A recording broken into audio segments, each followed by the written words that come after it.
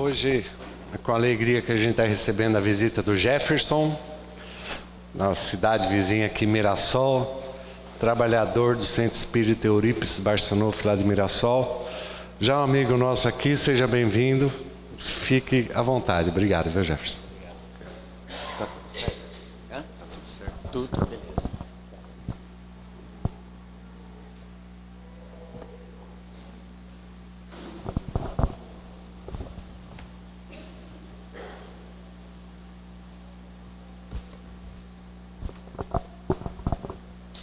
Boa noite a todos. Que Jesus possa nos iluminar e nos inspirar, para que possamos sair todos nós daqui hoje melhores, com conhecimento e com ferramentas para a nossa transformação, que nos auxilie na nossa caminhada evolutiva. A pergunta inicial é: para que viemos aqui hoje? Qual o objetivo da busca por uma vida mais espiritualizada? O que encontramos aqui diferente da nossa vida lá fora, que faz com que saiamos de nossas casas e nos direcionemos, a vir aqui no centro? O ponto inerente a todo o ser humano, a todo indivíduo, é o tema da nossa conversa, do início da nossa conversa, e o tema da conversa anterior, da semana passada, que é a busca da felicidade, aquela busca da sentido da vida, de algo mais para o nosso bem-estar, para nós mesmos. Existem dois escritores brasileiros que chamam Leandro Carnal e Clóvis de Barros Filho. Ambos eles se juntaram e escreveram um livro chamado Felicidade ou Morte. Leandro Carnal, historiador, professor da Unicamp, ateu. Clóvis de Barros Filho, professor da USP, advogado, professor de ética, ateu. E chegaram à conclusão de que o item mais importante da vida é a própria felicidade. Através dos pensamentos, deles, chegaram à conclusão de que quando colocamos a felicidade nas coisas materiais, é como se estivéssemos enchendo um saco sem fundo. Porque existem duas classificações das coisas da matéria. Uma delas é as coisas que temos, e a outra é as coisas que não temos. Se nós temos alguma coisa, não desejamos, porque nós temos. Mas, se não temos e queremos ter, e colocamos a felicidade na obtenção deste item, desejamos ter aquela coisa. A partir do momento que desejamos ardentemente ter determinado item, chega uma hora em que conseguimos o recurso e conquistamos e compramos aquele item que estava fazendo falta para nós, que nós queríamos. E aí nos vimos por completo. Mas a alegria momentânea que nos traz comprarmos este objeto passa muito rápido e paramos de desejar aquele item, porque nós temos. E aí cobiçamos uma outra coisa, porque sentimos que a felicidade está naquele ponto, no desejar a outra coisa. E assim vivemos sucessivamente. Quando vivemos e colocamos a felicidade nestes pontos, materiais, vivemos insaciavelmente. Porque a partir do momento que temos, não é mais um ponto de felicidade. Nós já temos e vamos buscar outra coisa para querer ter. E eles, por incrível que pareça, sem o conceito que graças a Deus nós temos, ainda bem que a gente tem a luz da doutrina espírita a nos indicar o caminho, chegaram também à conclusão de que a felicidade não está em nada externo a nós. Nada que a gente possa possuir pode nos trazer felicidade. Portanto, a gente não pode, não precisa e não deve buscar a felicidade em nossas vidas. Precisamos compreender que esta felicidade nasce dentro de nós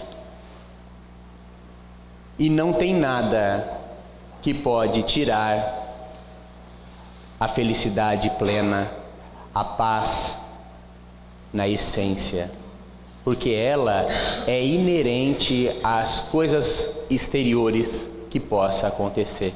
Podemos ter momentos de tristeza, podemos ter situações e pontos peculiares que não nos agradam, mas se temos a felicidade, jamais a perdemos. E para isso, precisamos saber qual vai ser o nosso foco de vida. Onde é que vamos colocar o nosso objetivo para que a gente consiga conquistar e expor de dentro de nós, esta felicidade que se encontra adormecida dentro de cada um de nós. Esta conclusão fica muito fácil a gente chegar, esta conclusão que os dois, entre aspas, os dois, entre aspas não, os dois materialistas, que acreditam apenas na vida material, chegaram.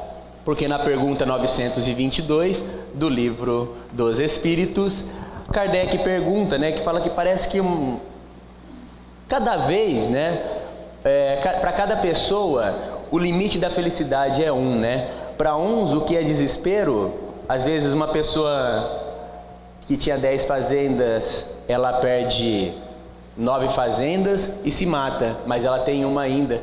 E se desse para a maioria das pessoas uma fazenda, todo mundo ia ficar contente, satisfeito, Então esse ponto de desequilíbrio da felicidade, o que é felicidade para um não é para outro, existe um ponto comum em que todos podem ser felizes. Kardec pergunta isso na pergunta 922 do Livro dos Espíritos. E a resposta do Espírito de Verdade é: para a vida material é a posse do necessário, e para a vida espiritual a consciência tranquila. E o que é necessário para nós? Vamos analisar esse primeiro ponto. Se para que nós tenhamos felicidade na vida material é a posse do necessário, precisamos identificar o que é o básico, o que é o necessário para mantermos a nossa vida. Eu estou em um período que minha esposa, dentro de um mês no máximo, vai ganhar, vamos ter a nossa primeira filha. E a gente encontra várias sugestões e várias coisas para comprar, né? Aí o fulano de tal fala assim: mas você já comprou aquela pecinha que vai na parede, que decora o não sei o quê? Você já comprou o abajur, o lustrezinho, lá onde vai ficar colocado as fotos e tal? Já comprou a saída de maternidade? Né? E vai colocando-se coisas que fica, se a gente não tomar um pouco de cuidado, como itens fundamentais e necessários para a vida, né? Como se não tivessem seres, né, bebês que nascessem numa favela, né, num lugar onde não tenha condições e recursos para se comprar uma coisa adequada, né, o berço que vira não sei o que tem o protetor e tudo mais. Não dizemos aqui que não devemos ter e comprar o que queremos, né, o que gostamos, se nós tivermos o recurso, o dinheiro suficiente para comprar. Só que precisamos entender que isso em nenhum momento da nossa vida, ou no caso, né, da vida da minha filha, vai trazer a felicidade para ela. Bom, então, a posse do necessário na vida material. E essa posse do necessário vai ser baseado no grau de, como a palavra pode dizer, de exigência que nós fizermos. Podemos querer andar num carro de luxo, podemos querer andar de bicicleta, podemos querer andar de moto, podemos morar numa casa simples e sermos felizes, podemos morar numa mansão e não estarmos satisfeitos com aquilo, porque ali é uma região da cidade que não nos agrada de alguma forma. Então, precisamos saber que a gente precisa estar contente em qualquer uma dessas posições, em qualquer uma dessas situações em que nós nos encontrarmos. Então, a posse do necessário. E para a vida espiritual, a consciência tranquila. Isso, se nós achamos difícil a parte da vida material, né, suprimir as nossas necessidades ao mínimo, né, a viver uma vida tranquila, quem dirá a posse da consciência tranquila? Isso só adquirimos com muito estudo e reflexão acerca de nós, das nossas vidas, dos nossos atos. Refletir em cada passo nosso. O que nós queremos? A lição, a mensagem que recebemos aqui hoje, ela é todo mundo igual? A mensagem? Quem teve a oportunidade de ler, ela chama: o que pedes? O que nós pedimos para a vida?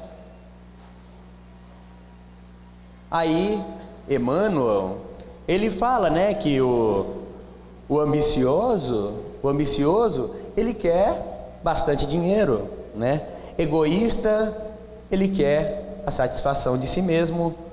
Os arbitrários, a atenção exclusiva aos caprichos que lhes são próprios. Enfim, os ociosos pedem recompensa sem o trabalho, né? Sem esforço.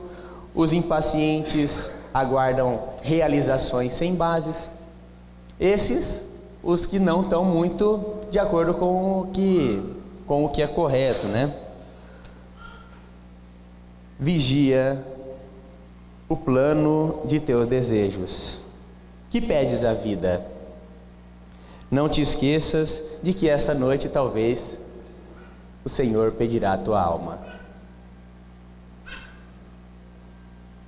O que nós desejamos viver, o que nós nos dispormos a viver, né, a ceder dos caprichos pessoais para a transformação moral de nós mesmos, isso vai trazer a paz ou a intranquilidade do porvir. André Luiz, no livro Nosso Lar, ele fala que a ausência da preparação religiosa no mundo traz dolorosas perturbações após o desencarne.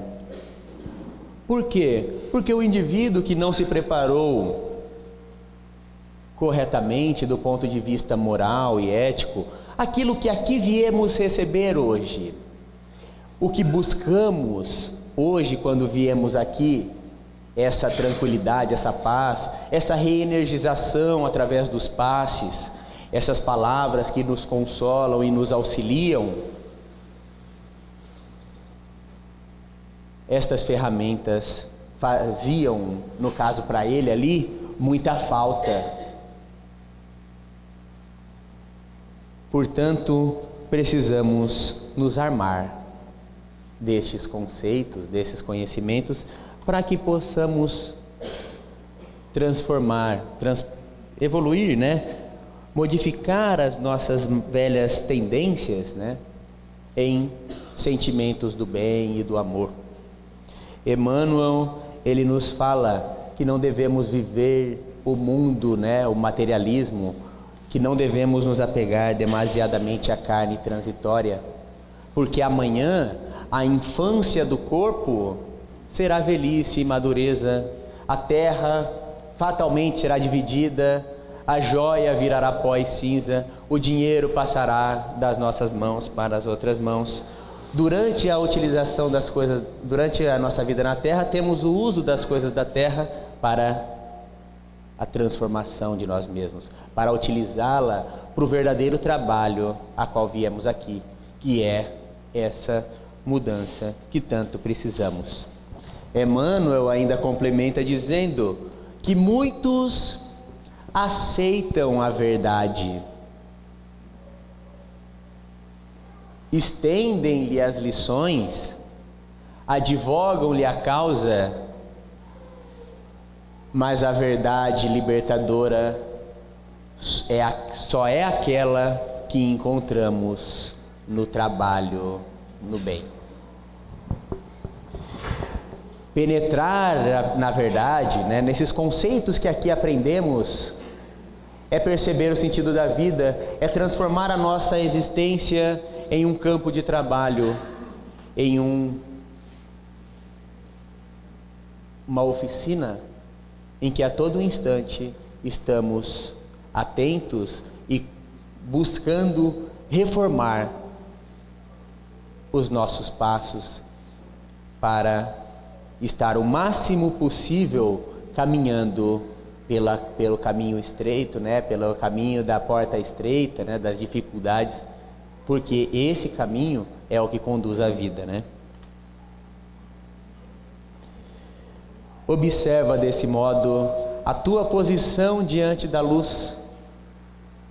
Quem vislumbra, isso daqui, quando eu falo em segunda pessoa, pessoal, só entendem, eu tô colocando eu no meio, tá?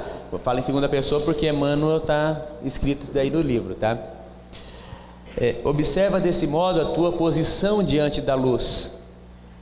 Quem vislumbra a glória ofuscante da verdade, né? Que vem, né? Que lê os livros, quem vislumbra, muitas vezes pode até chegar às lágrimas, né? Ficar embasbacado com tamanhos conceitos purificados que aqui aprendemos, mas fala muito e age menos. Mas penetrar na verdade, colocar os conceitos de Jesus no nosso dia a dia, colocar os conceitos nos nossos atos, dentro do nosso serviço ou na nossa casa, onde quer que seja, aí sim, falamos menos, mas agimos mais.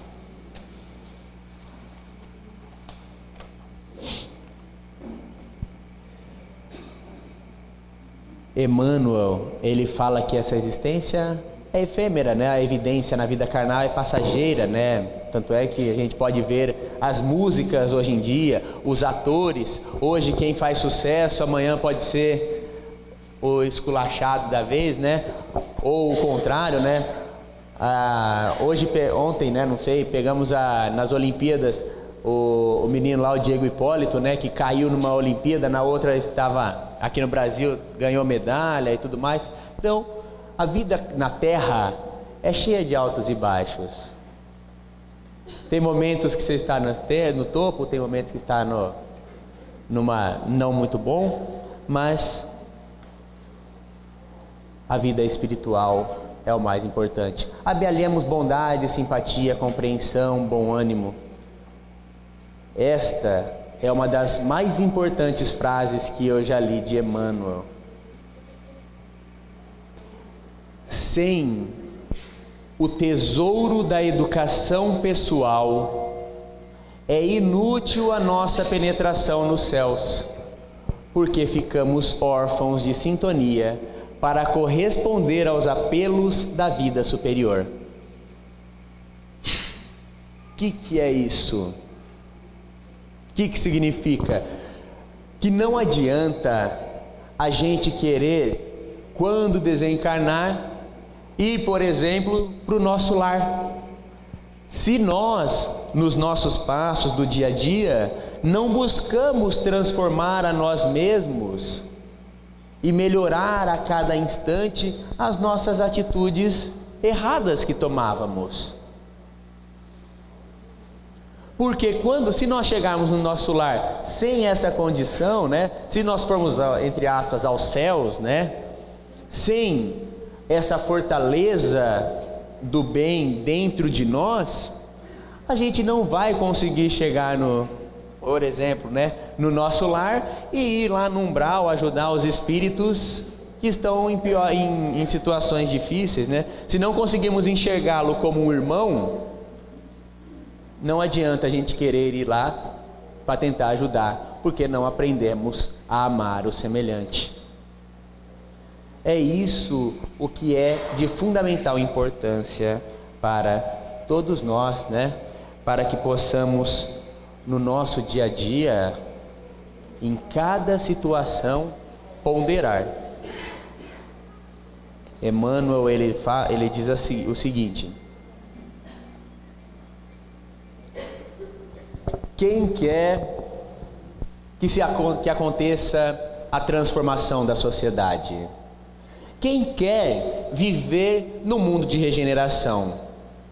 Quem busca um lar mais equilibrado, companheiros de serviço que não nos testam a todo instante a paciência?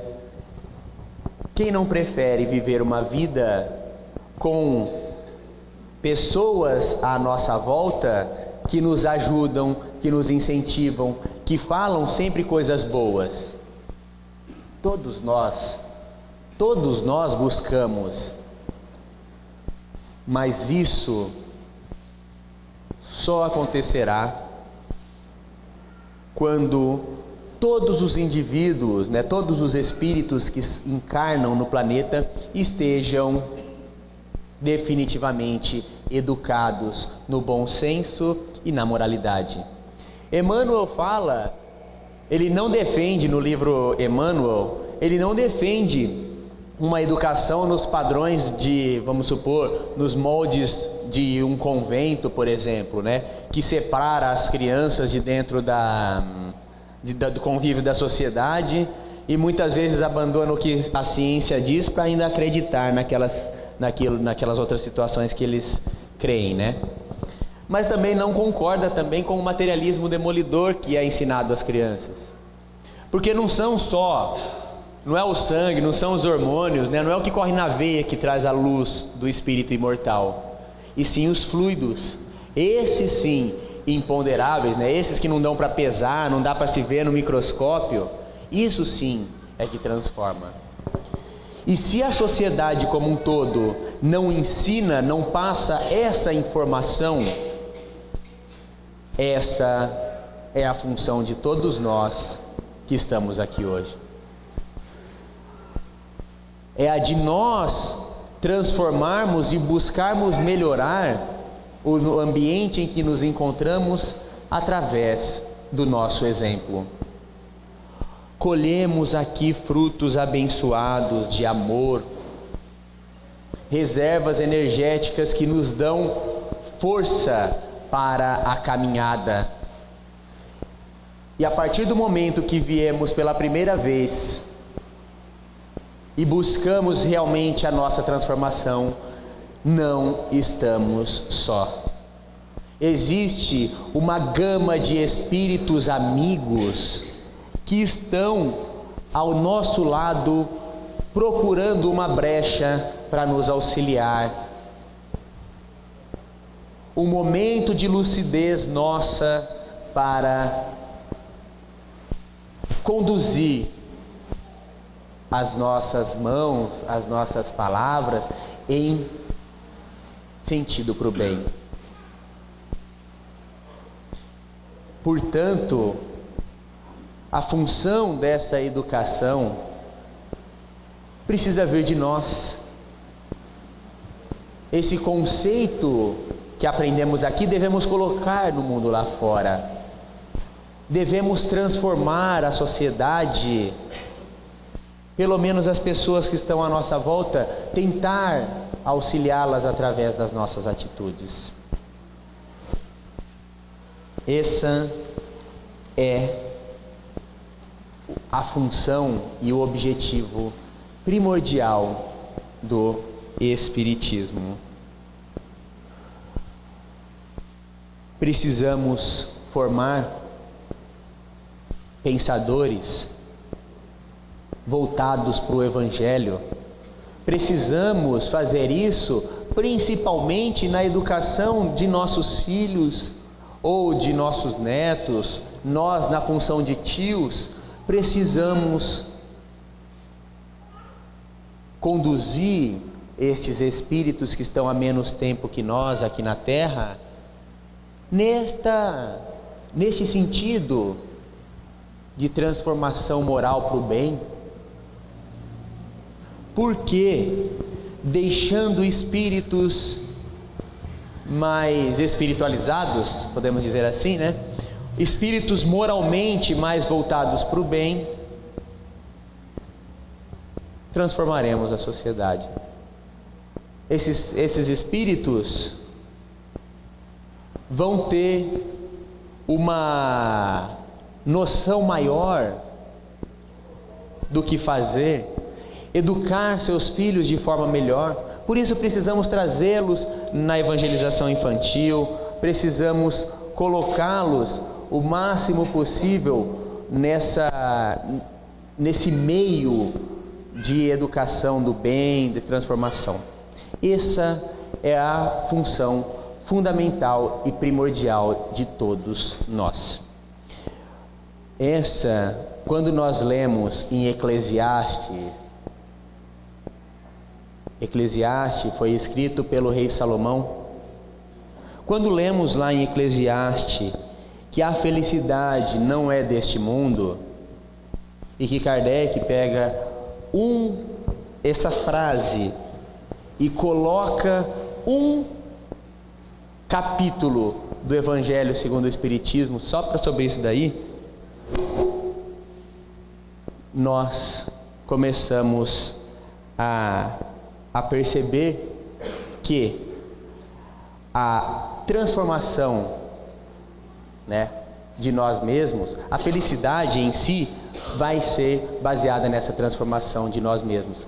O mundo à nossa volta pode fazer e pode acontecer o que for, o que quer que aconteça, mas dentro de nós precisamos ter a fortaleza moral e espiritual para conquistarmos esse equilíbrio, essa paz em nós.